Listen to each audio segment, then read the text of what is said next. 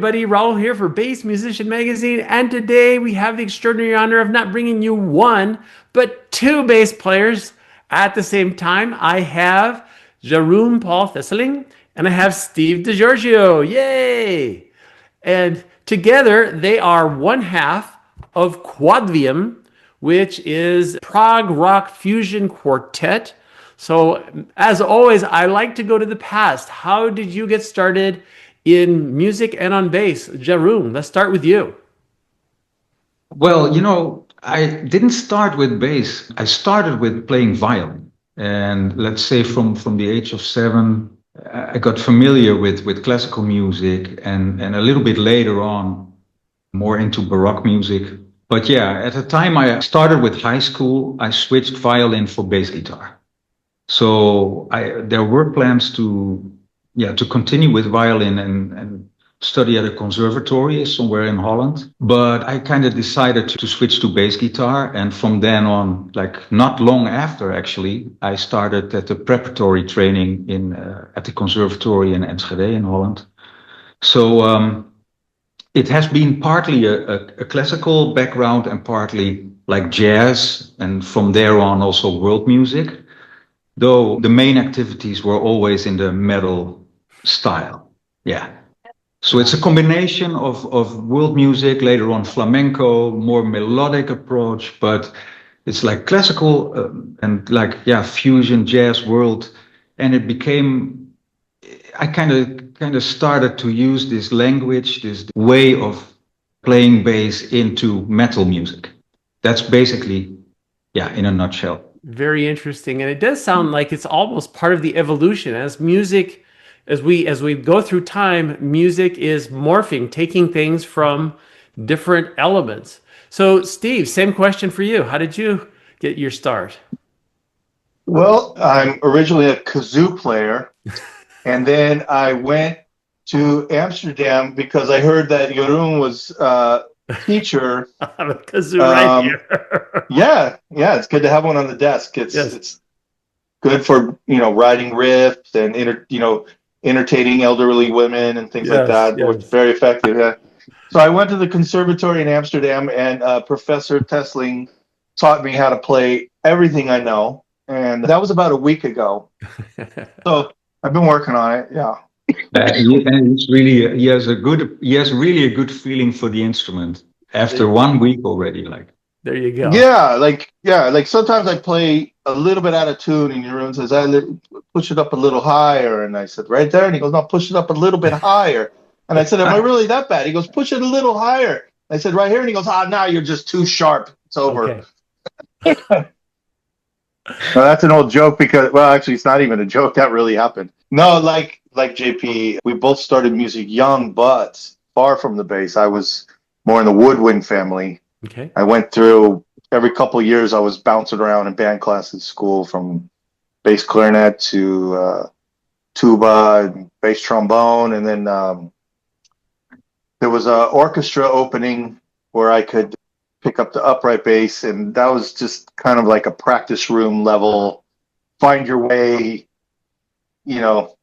with a Mel Bay position book, all the notes are here in first position, notes are here in second. So I became familiar, I guess, with the instrument in that way, but it was around the same age probably as Jeroen, teenage, to play electric bass. I wanted to go home and put on Iron Maiden and Black Sabbath albums and sit on the side of my bed and smoke my bong and learn how to play, Rush songs and Jethro Tull and Yes, Closer to the Edge and all this stuff. And so that opened the door for, learning heavy music and hanging out with guys and making our own after school bands and stuff. I built my own fretless bass in the late 80s because of my upright history. And I also heard my cousin kind of talking about replacing the neck on his bass. So I just said, I'll see what it's like. And well, never looked back, but 40-something years. Nice. Very nice. Well, and Quadvium, it's you two, and then Yuma van Ekelen is your drummer, and Eve Smith on guitar.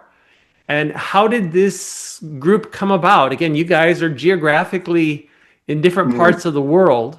Yeah. Yeah, well, Steve and I, we have been meeting frequently. Like, let's say since, I think it started around 2006 or something, that we knew each other already. We were Good actually, 20 years ago, easily. Yeah, 20 years ago. yeah, So. yeah. Yeah, we were inspired by each other, like I remember those albums Steve recorded with Death, that for me it was like, wow, like how bass fitted in so well, and in this concept, in this style. Also the melodic approach, and I think that's where we have also a musical match, but we met frequently when Steve was touring Europe or I was touring the US. And we were kind of playing with this idea, like, how could we get two Yeah. basses together? How could we bring something nice together, with a group, Mhm. right, Steve? Yeah, it's one of those classic things where you feel a chemistry developing between musicians, and it's developing into a friendship, and that good old phrase like, hey, let's jam comes up, like, let's jam, let's put something together, and we just kind of kept saying it, and we're like, hey, we should actually, we should stop saying it and we should start doing it. So we knew that we wanted to make a project together with our styles, and we knew that we wanted to make a band with predominantly fretless duet, but we had no idea how. So we just kept talking and talking and talking about it. And at some point, we had a shared folder online, and we started dropping little song ideas in there. And then the first one besides us two was introduced, and that's Jeroen's friend Yuma. Yeah. Yuma played in the past. We played together in Pestilence, so yeah, pretty technical, also progressive death metal. And Yuma is actually a very unique drummer. In Holland, he's actually one of the top-notch, one of the most talented jazz fusion metal players. This combination of styles. So his playing is very dynamic, and I immediately realized, like, if he wants to do this, if he's open to the idea to join us, that would be already like a big win. Yeah, but then we still had the struggle to find the struggle, like let's say a long adventure to find the right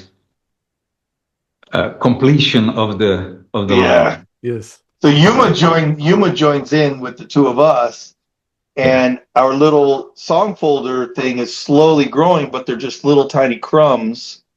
And we're like, man, like, we need to put these together and create a song. And yeah, some of the early attempts were so at best. And we started to have conversations. We realized, like, wow, even the three of us together, we're all just naturally support players. We had no composition forte between us. We needed someone to take those ideas and really, give them inertia. And we looked around a lot, and we would find musicians on Instagram or Facebook, whatever, just all these guys performing or listen to certain bands. And we went through a couple different guitar players. They sounded pretty enthused about joining a group with this unique format, but it doesn't really work unless you have the cerebral ability to picture that. And we realized that as enthused as these guys were to play, very, very talented players, could not compose what we were looking for. And then so the magical day comes on our internet search. Jeroen hits me up one day. He goes, hey, check out this link on Instagram. And guess who we found? yeah. We have been very, very lucky finding Eve. She's not only a super talented guitar player, not only a super talented fretless bass player. She's like a composer, a producer, actually everything in one. A highly talented person. And I think, yeah, we from the beginning, when we started to throw in rough ideas, our drafts, let's say, as how we work, we can come up with ideas, but they are not like a full song, so it's just ingredients. And that has been extremely helpful. She came up in no time with like he called it sketches, let's say, Yeah. but they already sounded in a pre-production like extremely well. So actually, a lot of things we have been taking. Most of it actually we have been playing. There are parts where we filled in our own ideas, etc. But the main part of these songs, they were composed by Eve. Yeah. Yeah, it was amazing. We used to have Zoom meetings, the four of us, to just, because like you pointed out at the beginning, geographically we're very spread out. So the only way we could have any kind of contact was to do Zoom meetings. So we would get on a Zoom meeting, and the first time Eve presented a song idea, and it was great. Yuma and Eve are both studio savvy. They're wizards, which makes things a lot easier on us two dinosaur bass players. So they would combine the Zoom call into the Pro Tools session, and so we could listen to the musical ideas and watch it and point to certain bars and this stuff. But it's funny because the very first idea Eve had, she's like, oh yeah, I really want to try this out, but I don't know if you guys are gonna like my idea. So let's just push play and listen to it. When we get to the end, everybody, let's tear it apart and see what you like, what you don't like. And they push play, and the three of us were just sitting there like, just mouth open and just frozen. And by the time we got to the end of the song, we're like, well, I don't want to change a single thing. It's a perfect song. And I do believe it's pretty close. Our first song is pretty close to its original, demo sketch phase. We barely changed anything.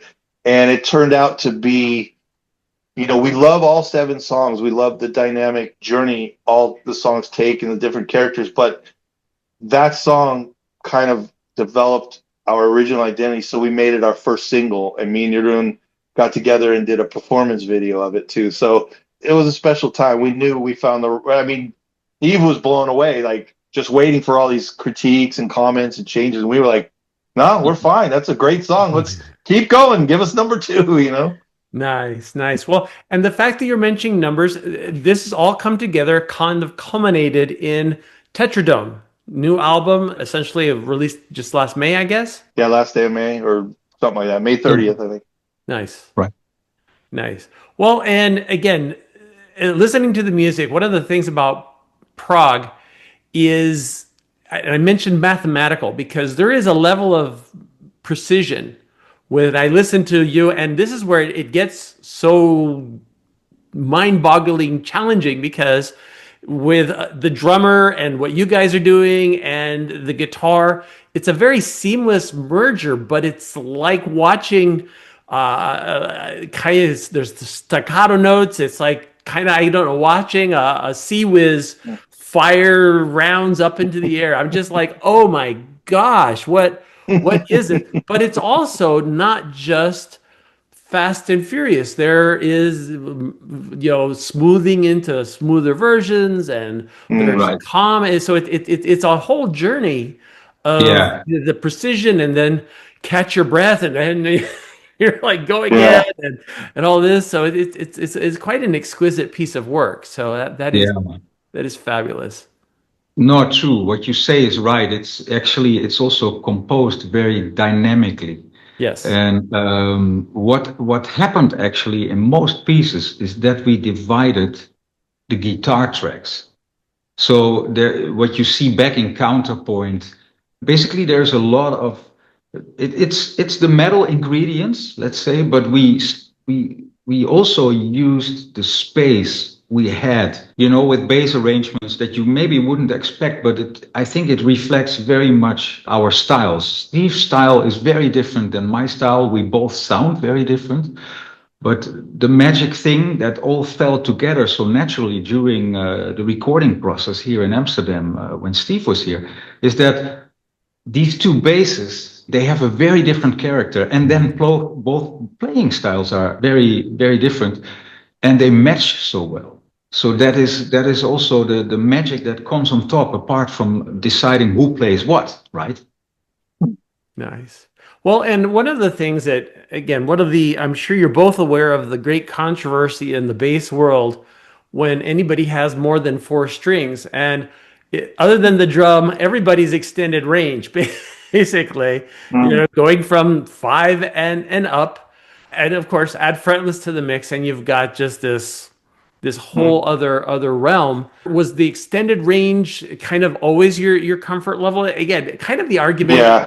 if that's what works in your hands, then why not use them? I mean, No, that's exactly the point. I mean, we play these instruments with intent. We like the range. We want to cover everything from the most farthest left key on the piano to the farthest right, and we want to do it on a bass guitar. So, and then Eve with the 7 or 8 string guitar, or whatever. Yeah. So yeah, it's the intent's there, but it's not so much about racing from point A to point B. It's just about having the note and harmonic availability, because you pointed out in some of the dynamic, oasis in some of this crazy mathematical parts, there's these huge chord voicings that are not only done on each instrument, but between the three instruments, we really spread out the sonic spectrum. So yeah, it's fully intended that we're playing these multi-string fretless instruments. Like you pointed out, all that craziness and the fireworks and the peaks and valleys and stuff. I mean, just as difficult as it is to listen to that, it was twice as difficult to get it there. I mean, we really chopped off a huge chunk of a mountain to get this done. It was composing this album was we didn't think it was going to be easy, but once we got involved, it was like, oh my gosh, because Eve is composing, like Jeroen said, the majority of the song, and he does have some places where there's 2 bass tracks and then some holes, like I only went this far and I left this for you guys, and then some tracks had just a singular bass, and it was a big variety of stuff. So I'm getting used to the demo songs, and I know they're incomplete, but you could tell where they're going and stuff. And then I get to Amsterdam, and by the time I was there, Jeroen had really put in a huge chunk of study time on this, and he had separated Eve's bass tracks and even got more microscopic into splitting the call and answer type of playing that we do. And I'm looking, he has these huge double curved screen monitor set up, and he's got the session open, and you could just see the waves going back and forth of these guide tracks. And I was like, oh my gosh, there's this, like, it's really difficult for either of us to play our singular line, because he divided it up so much that we share the bass line trading off so much that you really, like, you've heard the phrase, people complete each other's sentences. Well, we're doing that, but we're doing that like kind of every other word. And, so you have to really know when to speak and when to shut up. And it was really tough to do this. We knew at the end road that we wanted the basses to be doing this, but it was really tough to get there. And so not only is there the call and answer, but there's a lot of harmony where, Jeroen slides up to this beautiful range on his 7-string, and I'm down crushing the low. Or actually, we do a pretty fair share of splitting high and low. There was a very, very specific intent to make sure we didn't have lead bass, rhythm bass, or main soloist, backup, or, if there was a phrase in the song where there was a very high melodic passage and a low background, we would repeat the part later in the song, and the roles would reverse, so that whoever played the high melody earlier in the song, they would switch, and the other guy would play it later in the song. So it's fairly equally divided to where we're sharing high, low, melodic, background. I mean, it's about as 50-50 as you can get, because we wanted to make sure that this was a true conversation with these basses and not any other kind of, dominant role or anything else. And boy, like I said, it's easy to sit here and explain it, but we had no idea how hard it was to do that. And so, yeah, when I got to Amsterdam, Jeroen spent a lot of time preparing this, and we spent even more time sitting side by side, working these out, and finding what works and stuff. And man, so yeah, it was really fun to finally complete it and hear it sound so crystal clear and just watch our baby grow. It's pretty proud Yeah, of. I It's think a lot of hard work. Yeah, I Go, think we Jimmy. went from a process of pre-production where Eve actually prepared already. She composed already so much. There were already so many ingredients. I also can remember that we had to decide, okay, where do we put both basses in the arrangements, but also like coloring wise, but also like she had sometimes three bass lines composed. Wow. So there is also parts where I take bass lines of two basses in one melody. So it's really like finding a way to get things done, and also, thank God, having all these ideas that she came up with. It was not that we were like, okay, we need to change this. No, they were already so great and beautiful sounding that we also, for many spots, we felt also like we shouldn't touch this. We should keep it as it is, right? Nice. Well, and with this, again, I know the culmination of getting the album done and all that is quite the achievement. But just like mountain climbers that just finished scaling Everest, the question is, what's next? What is Well, upcoming for Quadvium? well, I can tell you, based on that metaphor, that we are going to look for a way less high mountain, a lot lower elevation mountain to scale, because that was indeed our Everest. And for sure, we want to make a follow-up album. Jeroen has already planted a couple seeds. We have already that shared folder, and I've been on the road busy, so he's entertaining me with these new ideas he's been sending me. So little tiny seeds for the second album are already starting to appear. But I think we want to keep the spirit of the conversation between the basses alive, but I think we want to take the technicality to a point where we can perform it a little more comfortably. And, like you alluded to, one of your questions, you said where some of the dynamics really open up wide, and there's these nice, beautiful harmonic passages. But I think we want a little bit more of that, because our reaction to recording it, we seem to get a little more excited of that, because we're predominantly metal players, but we seem to enjoy this world vibe, the flamenco, the jazz. We want to incorporate more variety, and I think that is going to take the technicality to a level that's a little bit more listenable, decipherable, and we hope more playable. But it will still sound like Quadvium. I mean, we've definitely established our sound. Our first album is our calling card. So yeah. Yeah, the magic thing actually of Tetradom is that Eve played so much with time measures, like there's so much going on, but when you listen through the songs, it's not something that is so harsh or disturbing. It feels kind of smooth, but there's a lot going on with that metronome. If you switch it on, then you actually notice like how complicated it is. And it would be maybe a good idea to bring that a little bit down. But the ingredients, I think, the sort of a blueprint we found right now is these ingredients with jazz fusion, metal, and also this world music blend that, it makes it's something that we had already in mind for a long, long time. Nice. Well, and I'm sure people that are watching this are probably going to go, well, where can I find out more about what you guys are up to? Where's the best place for people to look to find out about Quadvium, new projects, all of that? The best place to look. Well, we're on Agonia Records, so the record label should always post any kind of news. We do have our own, I guess what they call landing type page. What is it, Jeroen? It's tetradom.com. Oh, no, sorry, quadvium.com. And we also, it's also via You can find it via Agonia Records. That's a landing page. And we have Facebook and Instagram. Quadvium.com, not Tetradom. That was the content. Yeah. Quadvium.com. We have a band Instagram account. We have a band Facebook account.